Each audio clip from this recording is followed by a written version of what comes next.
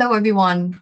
We are back with our second episode of the podcast, a collaboration between Feminist and Heinrich-Böll-Stiftung Southeast Asia Regional Office. This episode is a part of the series called SEA Through Feminism. In this series, we will explore feminism in Southeast Asia with people who work on these issues. This episode was originally recorded in Thai, and this version is the reenactment of the original episode, but this time in English. Today, we are honored by our guest, Pitai Oranuch Pholpinyo. She's working on lands right, Isaan communities ecosystem restoration, and we're really grateful that you join us today ค่ะสวัสดีค่ะพี่ต่าย Could you please introduce yourself, your work, and the things that you do? สวัสดีค่ะ Hello, I am Thai Oranuch Pholpinyo.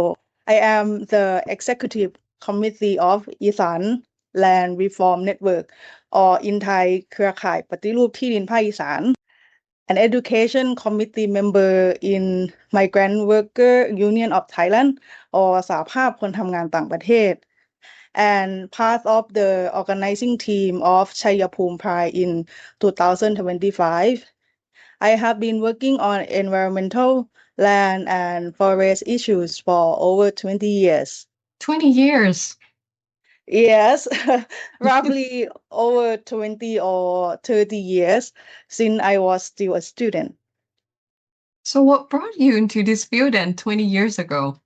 In 1990, I was studying communication arts. Sumana Bunyapan was my advisor then.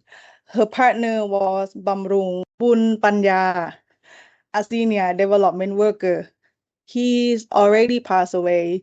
We always call him Lung Piak or Uncle Piak. At the time, we saw people come and go in Sumana house every often.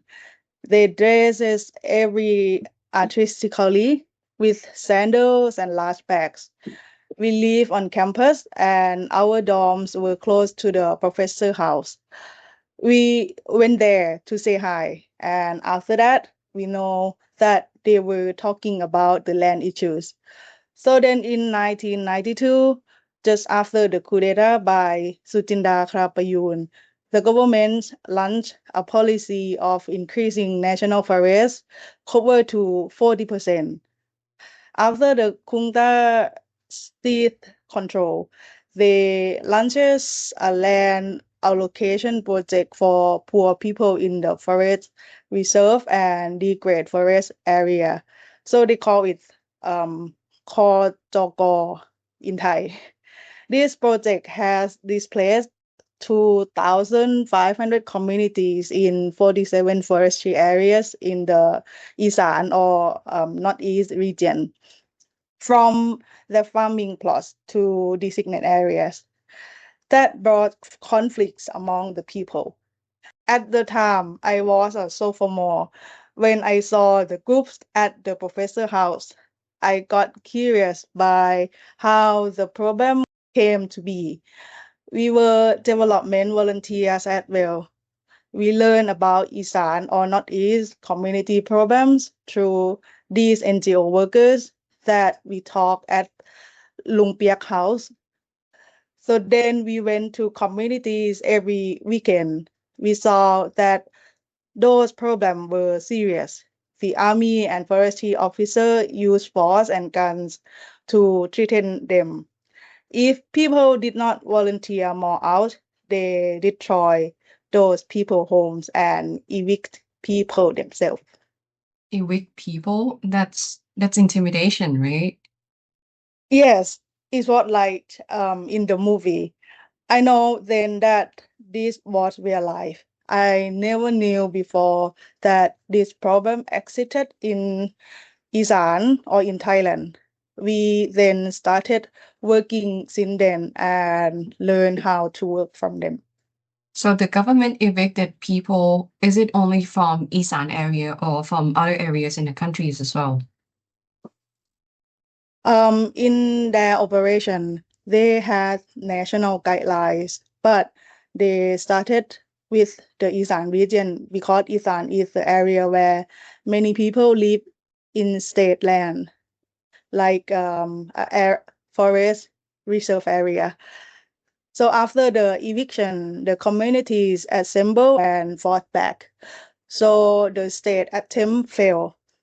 After Sutinda enact that policy, Isaan community were suffering and they assembled under the name of Isaan Peasant Assembly or in Thai Samacha Chao Chao Rai Phai Isaan. They marched to Pak Chong district, Nakhon Ratchasima province and occupy Kanku area. At present, there is no trace of Isaan historic fight left. They occupied the area until 1992 when Anand Panjarachun, another prime minister, went there to negotiate. It was concluded that the people can return to their original farming lands. When they return, an issue occurs as the place they used to live has been converted into a reserve for national park area. So that means they could not live there anymore. Yes, they can live there anymore. It was the fight about the fact that we have been here before.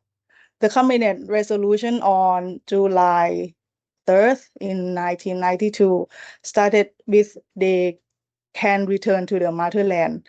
They have been fighting since then, even now in many areas. So we're speaking of legal battles that last even until now? Yes, through the law and facts.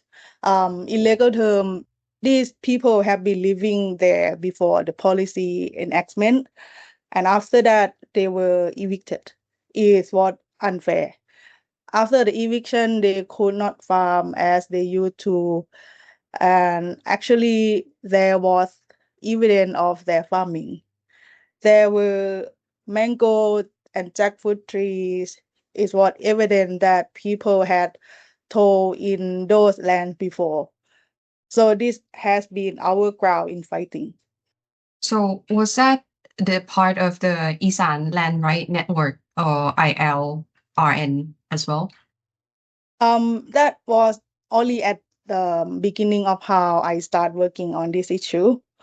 For ILRN, it began with research on land conflicts. After that, we scaled up the research and we went to the field in Isaan. Mostly it was about land conflicts, where land classification overlaps. The farming and villager land overlap the forestry land, as I say before, forest reserve, national park, and agricultural land reform area, another type of state land. Our work also involves protecting from rock mining. In the beginning, we mobilized under the name of Network of Concerned Basin Villager for Conservation or เครือข่ายองค์กรชาวบ้านอนุรักษ์ลุ่มน้ำเซิน in Thai at Khonsar District, Chayapum. After the research, we have a collection of issues and saw that there were a lot of land conflicts. How can we fix that? We need to go to communities and organize ideologically. So then they can see the origin of problems and how the struggle process should be. Then in 2006, we discussed that our network was insufficient because it was specifically focused. We then established ILRN covering 36 areas in Isaan with over 600 members who are facing land rights conflicts. So for those unfamiliar with the Thai context, what makes a land a critical point in the Isaan region? Well, it is critical because land is important. Land is life, no? No matter how far your work is, when you return home and you do not have your farming land, your life is seemingly negative and other complex problems will follow. For example, if you do not have a piece of land, you can become houseless or landless without a farming area to feed yourself. So therefore, land rights are essential for Isaan people and for people throughout the country too. And in Thailand, there are 320 million rai in total. The Isaan region has the largest cover area in the country at 104 million rai. One rai is 0.16 hectare. You can calculate. Isaan people still face land rights issue because in these 104 million rai, there are 16 million rai forestry areas, which overlap with people farming areas. Similar to what I said earlier, originally in Kokosho, we saw that there were 47 forestry areas in Isan, and it was categorized into 11 forest reserves, 28 national parks, and 5 wildlife sanctuaries, public use, and state land. These land mostly overlap with farmers' land in Isan that brought conflicts. When these lands overlap, according to the Thai land code, people cannot have title deeds because the forest law override them. When they do not have legal document over their land, you can see that they cannot access opportunity like others. For example, bailing rights. Whenever they face charges, they cannot use their document to guarantee. Ah, I see, because it also serves as some sort of like a proof. Yes, then they have to take out loans, which brings another problem. So from what I've been learning, I've noticed that land has a strong tie to women because women use and take care of the land, as many roles that women have to fulfill, reproductive role, non-reproductive role, and also communal care. Do you see any direct impacts on women regarding the land's right issue? Yes, they were seriously affected by various layers of impact. As a woman, she has many roles as a mother and as a wife, for example. And in the past, women in Isan were not leaders in movement. Only recently that it changed. In the past, when I just started working, whenever we talk about problems in the community, women would go and work in the kitchen, cooking and taking care, while men step into the front as the core team. Being in the kitchen did not mean that they did not want to know what was going on. They wanted to, but they were pushed by their roles to cook during the meetings. In Kochoko period, women rose up and fought in 1991. We saw an increase in women leaders since then. The impact on them, apart from having to protect the land, they also have to take care of their family. People with children also protect their children. And at the same time, they also face impacts from the state economy. They have to carry that aside from the issue. For example, when there are family and social issues, men can just drink it away to relax. That is the structural power that oppresses women. Whenever there are conflicts, some families turn to domestic violence as well. Women are at the receiving end of men's emotional outbursts by default. They are oppressed not only from the family but also from the government policies. So they carry a heavy burden. I think men and women roles in community have to change. There is a need to fight together and help each other to create gender balance. Women and men roles in the movement have to be equal. So, are there any interesting movement strategies in protecting the land and communities whether it is in your network or abroad? Our friend went to MST is from Brazil landless worker movement. They occupy the land. I think this is very good strategy and very cool. They have a whole community with a school and everything in those camps. I think that to fight land right issue. Is it not as if you fight and you get the land and then it's end? It is about developing the land so that they have values. For instance, after you fight, you get the land, but if you don't think of other dimension like economics and food security, you will lose those lands once again, and you cannot protect them anymore. So I think it needs systematic management, and there should be a person to continue the practice. We need to talk about like food production system, organic farming, agroforestry, agroecology that make us have food and economic security as well. Both are important and can complement each other. The most importantly, the ideological organizing. So I've been hearing this term often these days. Could you elaborate more on what is the ideological organizing? Well, ideological organizing is how we make people see what is behind the problem, see the power balance, and think about the collective. So it's not like you have this problem and you fix it and then it's sorted.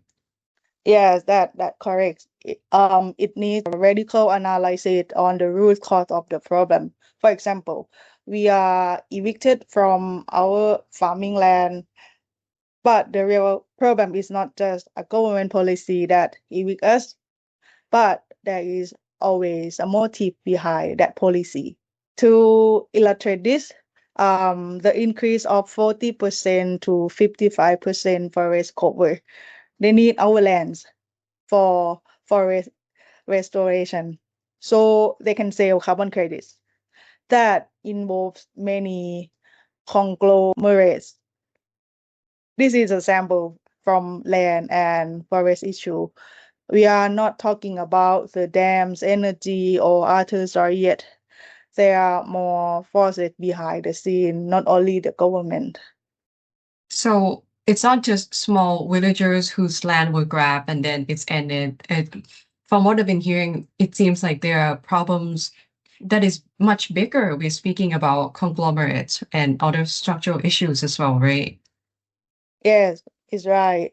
We have to try to make villagers analyze them to the deeper end to see where the real problem lies. It is not just we are affected and then we fight and we get the land and then that's it. But what happened is in the chain of problems has to be shown so we can plan the direction and solution together throughout the cycle, thinking about how can we fight force behind the government and conglomerate. So is there any regional collaboration on this? I think this is not something that you can fight alone in a single movement or in a single country. It sounds to me like you need to join hands, right? Yes. I think this is important because these problems happen everywhere, not only in Thailand. Other face this problem as well. Recently, I joined an event in Nakhon Phanom, the Mekong ASEAN Environmental Week. I saw that Indonesia, Korea, Laos, Cambodia, and Thailand, we are facing similar issue.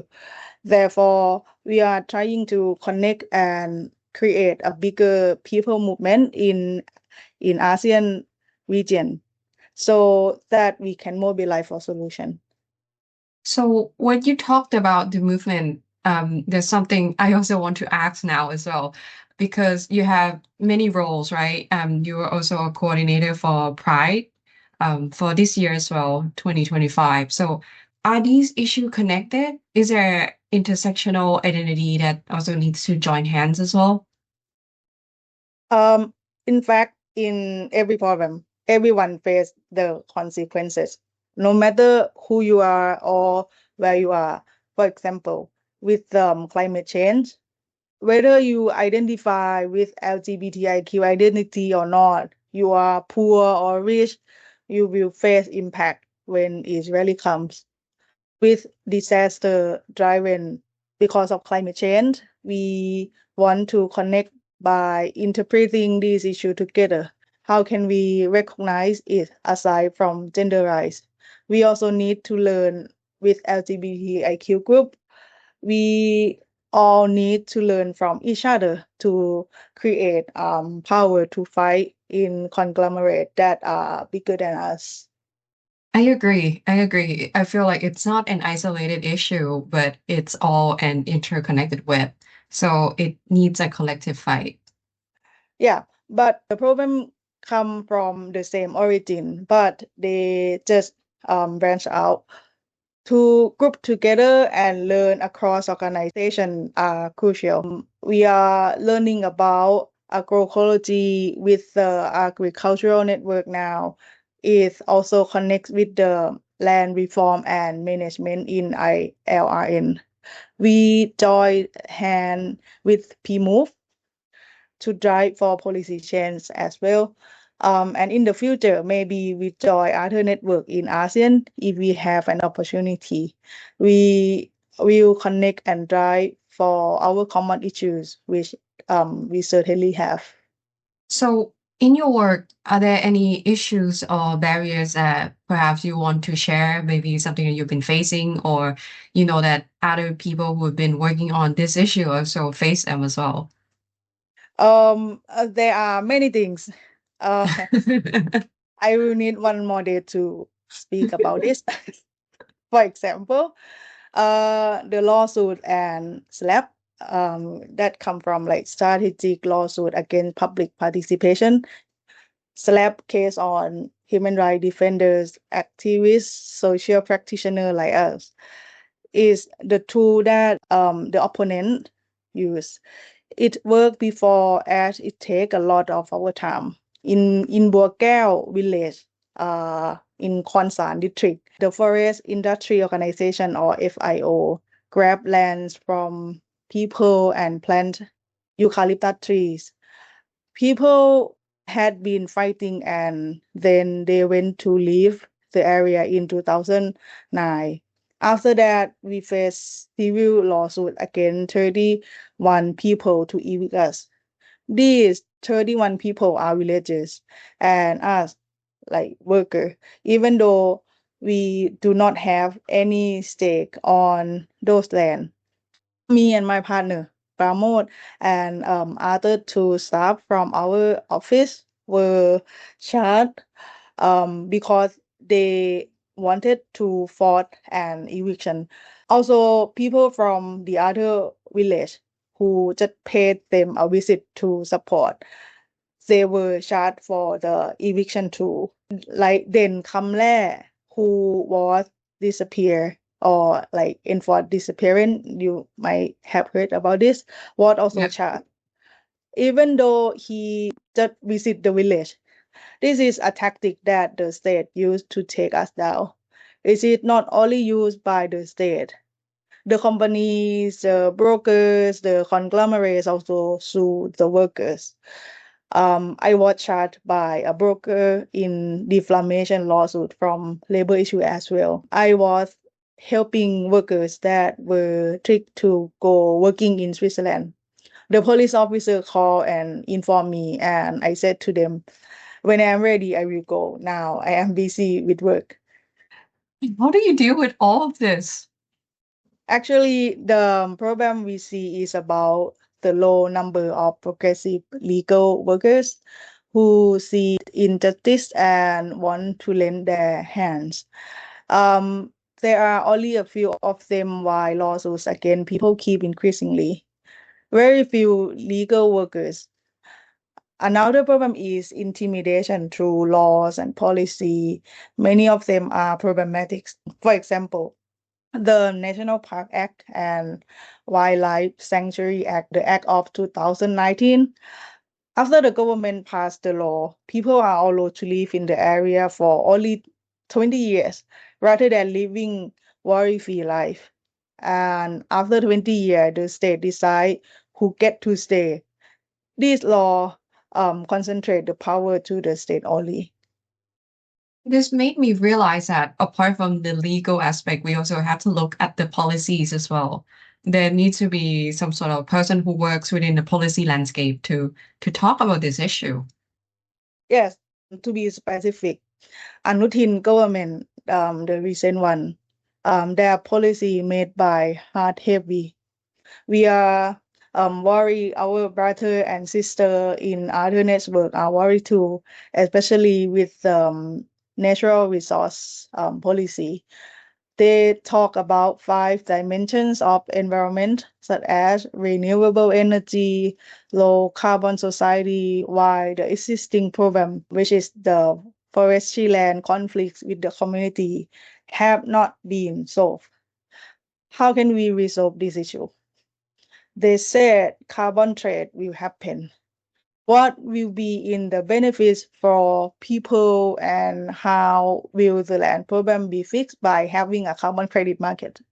That's the question. And the increase of forest over 55% in their policy. My question is, where will they get the land to plant trees? Forestry areas are full already in Thailand. The rest is the overlapping farming land that belong to the community. Right. I mean, it sounds good on the paper, talking about increasing the forest, having more carbon credit, and just a bunch of those discourse. But if we look closely, it's not really a good idea, is it? Yeah, you understand it, right? We have to look inside the project. Is the energy going to be clean and then the carbon emission will be zero or low? We in the network also talk about this. If they want zero carbon, why do they need farmers and villagers to carry this burden? Why don't you talk to the industry that release carbon emission? Why don't you reduce that? Why do you put the burden to farmers and villagers? The Article 97, which is the one of the environmental law we have, is about the polluters pay principle. It is ridiculous that these laws were lightly enforced on the industry, but they were used by the National Park Department to charge people who live in the national park areas for greenhouse emission lawsuit, like offender for the greenhouse crime. They who are poor farmers have to pay the greenhouse fee at like 150,000 baht per rai. What is the justice in that? We have the cool planet, but unjust. What is the really then? That's so insightful, and I'm so glad that you've shared that. Just being mindful about time, I believe that everyone here, myself included, got to learn many things from Pitai's experience today, especially on the structural problems, the culture, the land justice, and the connections to the laws, politics, and organization with climate change. And it's not just about you fight for the land and you get the land and you win and that's it, right? So I think this emphasized the necessity that many sectors and feminist movement they have to join hands and resolve these issues together. So thank you so much for coming today,ค่ะ. Thanks to you as well, and thanks for the opportunity. Oh, you're very welcome,ค่ะ. And if anybody wants to learn more about land justice and agriculture, we have a complimentary dossier exploring this issue on the website as well. So you can click the link in the description that we will embed below. In the next episode, we'll be in English on the issue of gender-based violence in Southeast Asia. So please follow to see our upcoming guests. So goodbye for today now ค่ะ สวัสดีค่ะ